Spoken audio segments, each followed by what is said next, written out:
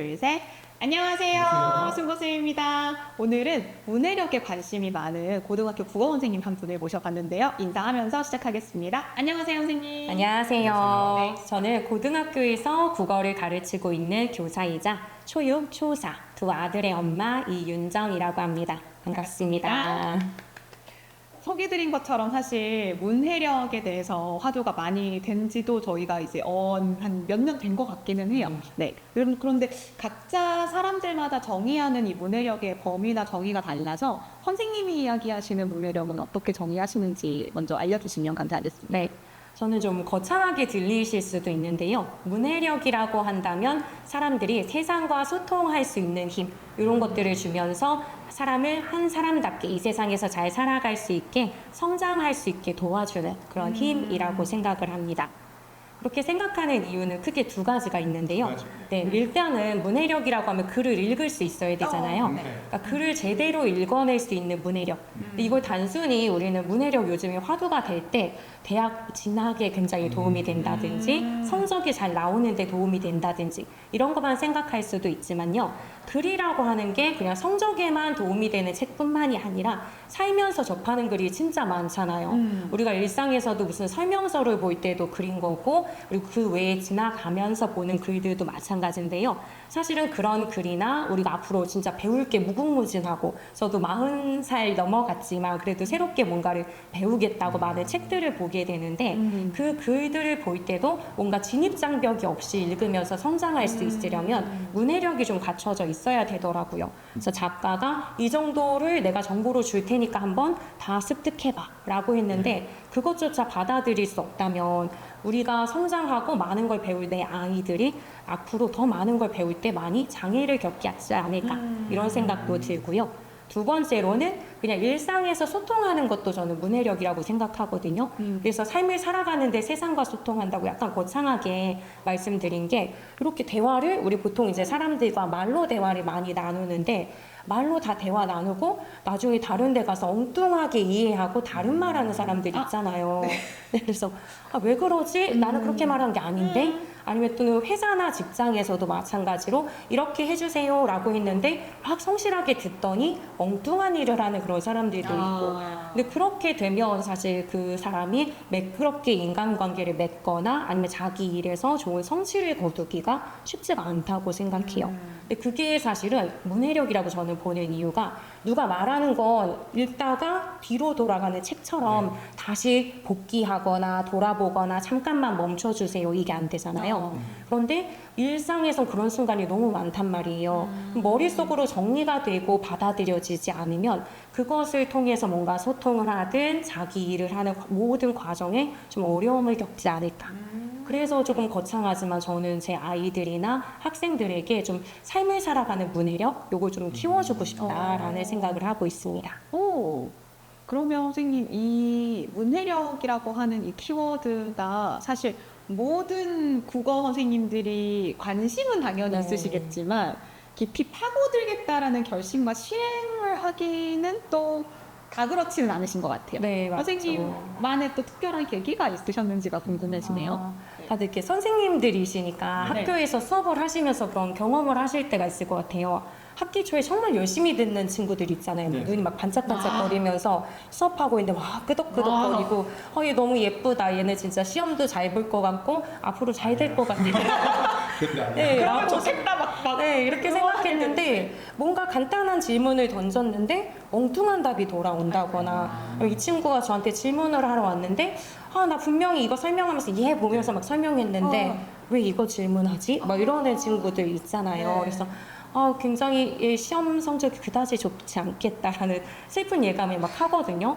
근데 걔가 갖고 있는 무기는 사실 성실함이라 막 굉장히 열심히 하는데 성적이 안 나오면 너무 안타깝고 막 용기를 주고 싶지만 그 친구들이 결국은 중간고사 거치고 기말고사 거치면서 처음에 그 열정들이 많이 좀 사그라드는 그런 모습을 보게 돼요. 네, 아무래도 성적이 좋지 않으니까. 그래서 그런 친구들을 보면서 내가 얘를 지켜봤을 때 머릿속에 사고 과정을 직접 들여다볼 수는 없지만 뭔가 어디선가 잘못 이해했는데 책은 또 열심히 읽고 수업도 열심히 듣지만 분명히 놓치고 있는 부분이 있을 거예요. 근데 그걸 어떻게 잡아주지? 이건 분명히 이제 전체적인 맥락을 이해하는 힘이 부족한 건데 도와주고 싶다라는 생각을 하긴 했었지만 사실은 거기까지였던 것 같아요. 그런데 제가 제 아이를 낳고 네, 제 아이가 제가 국어교사고 제가 책을 진짜 많이 읽어줬기 때문에 문해력이 그냥 자연스럽게 좋아질 거라고 생각을 했어요. 기대. 네, 근데 얘랑 대화를 나누다 보니까 방금 읽었던 책인데 네. 조금 간단히 질문을 던졌을 때 엉뚱한 답을 막 하는 거예요. 제가 학교에서 봤던 그 아이들처럼 약간 어떡하지 막 불쾌한 기운이 막 들면서 걱정된다 이런 생각이 들더라고요. 그래서 안 되겠다. 문해력을 키울 수 있는 방법을 조금 고민해야겠다. 이런 생각을 하면서 관련된 책들도 좀 읽고 그리고 얘를 그냥 단순히 책 읽어준다고 문해력이 성장하는 게 아니구나 라는 걸 이제 제 아이를 통해서 느끼면서 어떤 식으로 하지 하는 고민들을 좀 많이 했어요. 그래서 예, 그런 것들을 좀 적용해서 아이들 이렇게 책 읽어주면서 활동도 하기도 하고 학교에서도 학생들을 대상으로도 이렇게 해봤더니 좀 효과가 있더라 하는 것을 제 아이한테도 해보고 그렇게 하면서 문해력에 좀 관심을 갖게 된 것 같습니다. 이 부분 부모님들이 되게 관심 많은 네. 포인트일 것 같거든요. 사실 문해력 중요하고 나중에 뭐 굳이 좀 쉽게 표현하자면 수능이나 이런 거 더 넣는 점수 잘 나왔으면 네. 좋겠고 뭐 그런 게 있잖아요. 네. 근데 그걸 그럼 어렸을 때부터 어떻게 도와주지 하면 책을 많이 읽어준다고. 보통은? 근데 책을 많이 읽어주면 자연스럽게 문해력이나 이런 것들이 좋아져야 되는데 네. 아니다라고 말씀을 하시니까 네. 혹시 그런 거에 부모님들이 이런 거 한번 확인해 보시면 확실히 우리 아이의 문해력의 수준을 좀 체크하실 수 있다라는 뭐 그런 게 있을까요?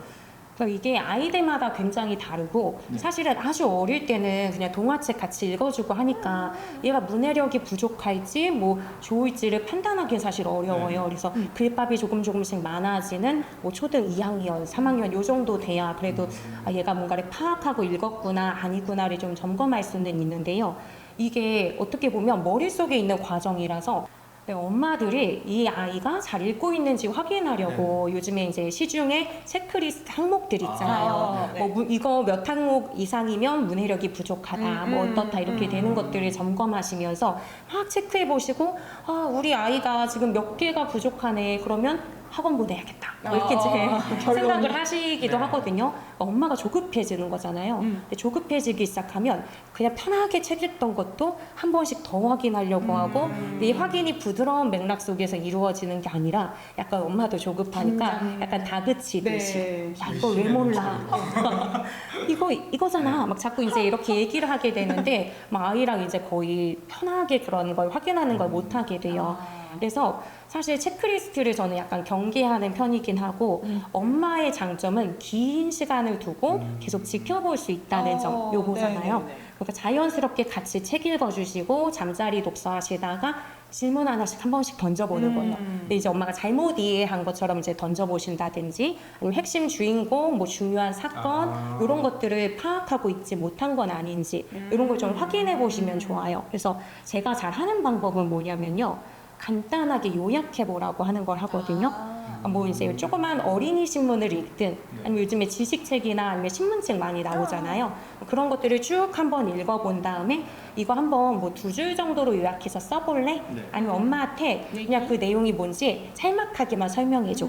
이렇게 얘기하면 저는 제 아이가 잘 설명할 줄 알았거든요. 그런데 막 저희가 봤을 때 이제 중심 문장, 뒷받침 문장 뭐 이렇게 있다면 뒷받침 문장에만 해당되는 거에 조금 꽂혀서 그것만 얘기를 하거나 예시로 들어준 거 위주로 얘기하거나 아니면 진짜 키워드들, 핵심어 이런 거 쏙 빼고 변죽을 울리는 내용만 얘기하는 그런 경우들이 생기거든요. 그러면 얘가 어떤 중심 내용을 파악하기보다는 꽂히는 거 위주로 읽고 있구나.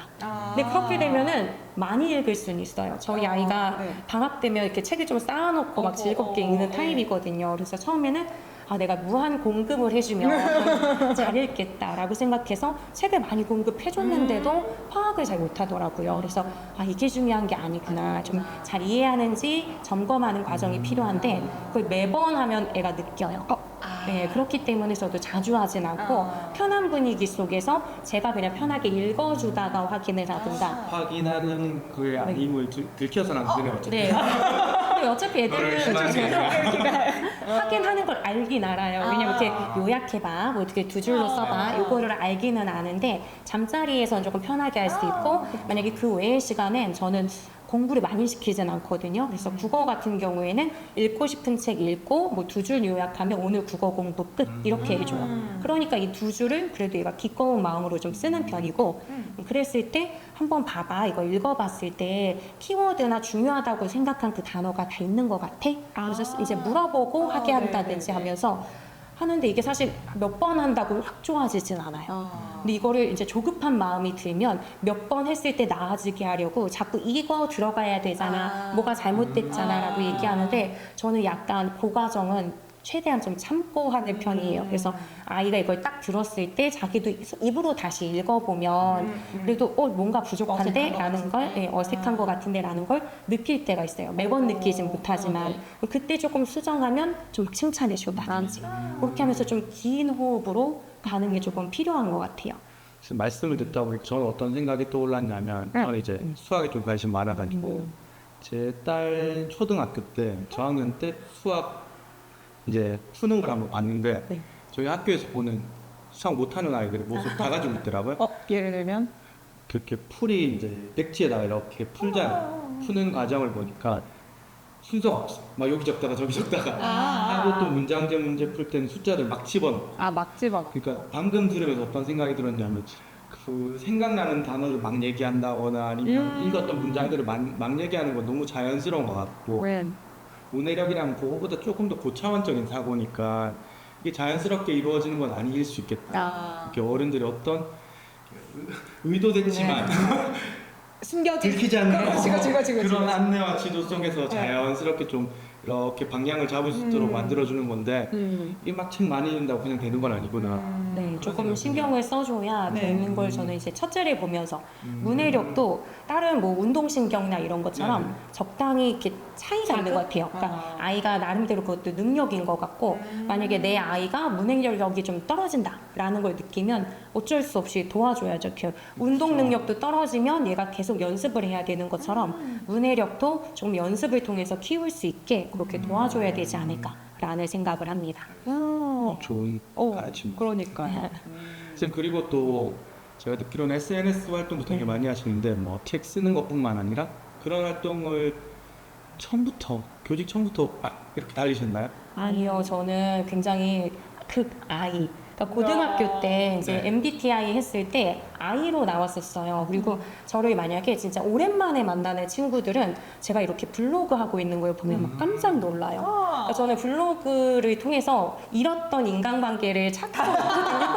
그냥 갑자기 이제 뭐 국어교육과 나왔으니까 선배도 막 글을 남기고 후배라고 하면서 글을 남기고 이러는데 아마 그 시절의 저를 기억하면 제가 이렇게 대외적으로 활동하는 걸 보면서 이렇게 매치가 안 되는 느낌이 있을 거예요. 그러니까 저는 되게 얌전히 활동을 하고 그랬던 타입이고 블로그도 사실은 자료의 저장 창고처럼 제가 뭔가 자료를 만들어 놓으면 자꾸 하드에 저장했는지 USB에 넣었는지 외장하든지 못 찾아서 또 만들고 하는 거예요. 그때 이제 클라우드 개념도 잘 없어서는 2013년인가 그때부터 블로그를 하기 시작했기 때문에 안 되겠다. 자꾸 내가 이렇게 헛고생을 계속 하는 것 같아서 만들었는데 그 이후에 이제 점차 제 자료를 보고 도움이 됐어요. 막 감사합니다는 댓글들이 달리기 시작하는 거예요. 근데 전 그때 이제 제가 약간 관종력을 지니까 아이지만 관심을 또 받고 관심받은 부끄럽지만 관심하고 네, 맞아요.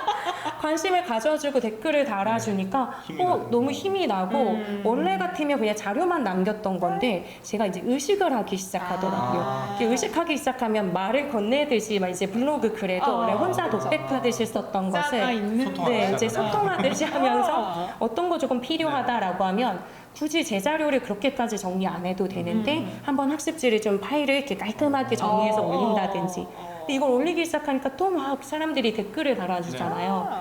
그거 하나로 자꾸 하기 시작하면서 조금씩 저를 약간 이렇게 세상에 내놓는 것처럼 그렇게 된 것 같아요. 그래서 지금은 이제 사실 자료 공유하는 게 품이 많이 들잖아요. 혼자 하드에만 넣어놓으면 상관없는데 그걸 사람들이 이해하게 글을 써야 되고 그걸 공유하는 과정에서 저도 이제 일일이 보내주는 게 힘드니까 이렇게 자동 DM 막 이런 걸로 하면 돈이 나가더라고요. 그래요? 블로그는 안 되는데 이제 인스타그램은 그렇게 돼요. 그래서 가끔은 내가 뭘 위해 이런 걸 하지? 라는 관심. 관심. 그러니까 그런 걸 하지만 사실 교사들은 학교 내에서 학생들만 있는데 내가 아무리 열심히 수업 준비를 해도 학생들이 선생님 너무 좋은 자료를 만드셨어요.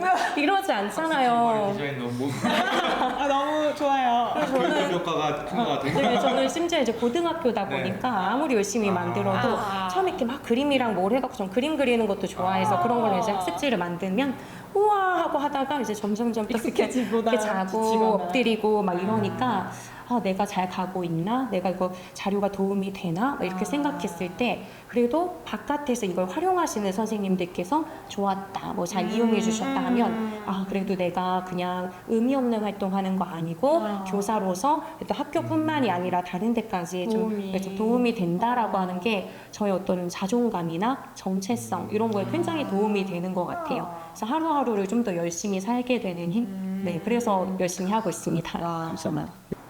네. 그래서 선생님 연구를 사실상 여러 가지 SNS 활동을 많이 하시면서 실제로 여러 가지 고민했었던 선생님들과 또 교류했었던 내용이 책으로 네. 이렇게 나왔다고 하는데요. 대입까지 지치지 않는 초등 5, 6학년 공부 내구력.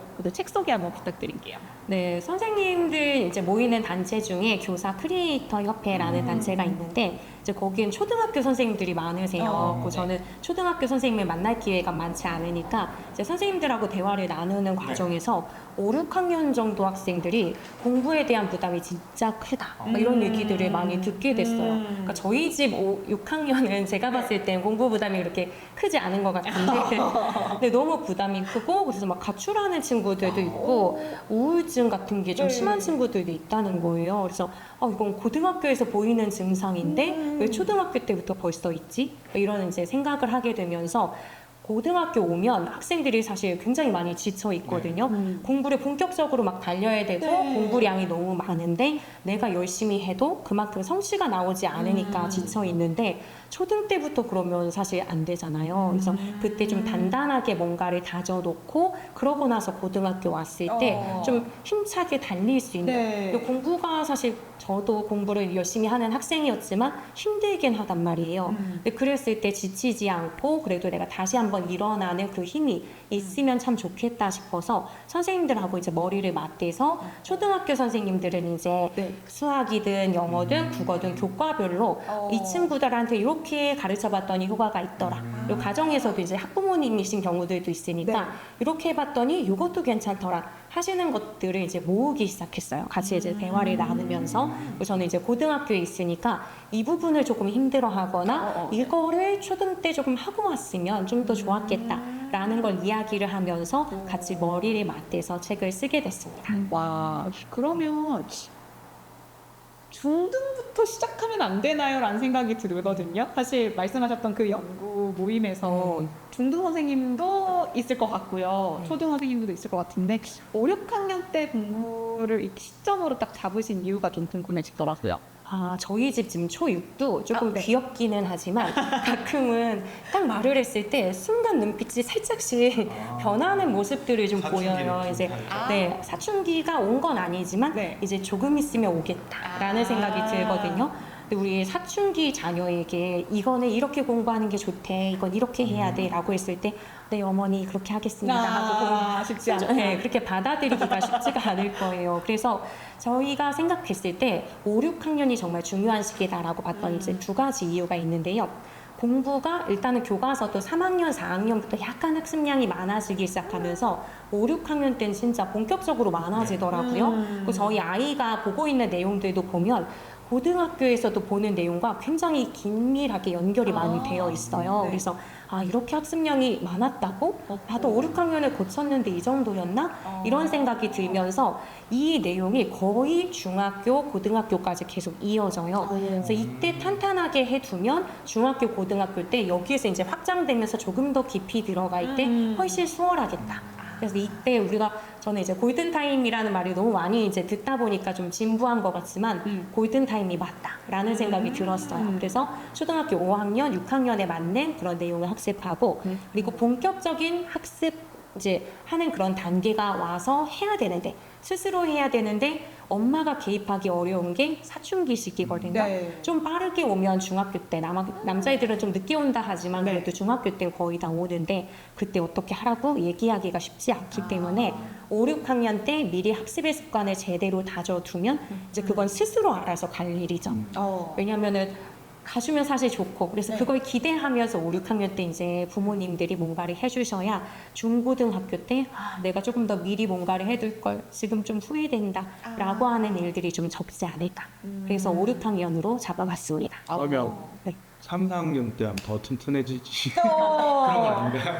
네, 뭐 미리 하면 사실 더 좋을 수는 있는데 저희 이제 둘째가 4학년이거든요. 이제 3학년보다는 조금은 이제 공부를 신경 써야 되는 때인데 이때보다도 사실은 이제 5, 6학년 때를 이제 겨냥을 한 이유는 3, 4학년은 그래도 조금은 놀거나 안정적으로 이제 이것저것 다양한 체험을 할 수 있어서 좋다면 이제 5, 6학년은 이제는 놓치지 말아야 되는 시기라고 하는 차원에서 이때까지 가면 안 된다. 이제 3, 4학년 때는 조금씩 봐주면서도 놀기도 하고 약간 여유를 이제 가질 수 있는 시기인데 5, 6학년을 넘어서면 사실은 쉽지 않지 않을까라는 생각에 5, 6학년으로 잡았습니다. 그럼 선생님은 이제 개인적인 자녀분과의 경험에서 이제 그런 말씀을 해주셨지만 어쨌든 모임을 함께하는 선생님들도 대체로 다 네. 5, 6에 대해서 얘기를 네. 하신 알겠습니다.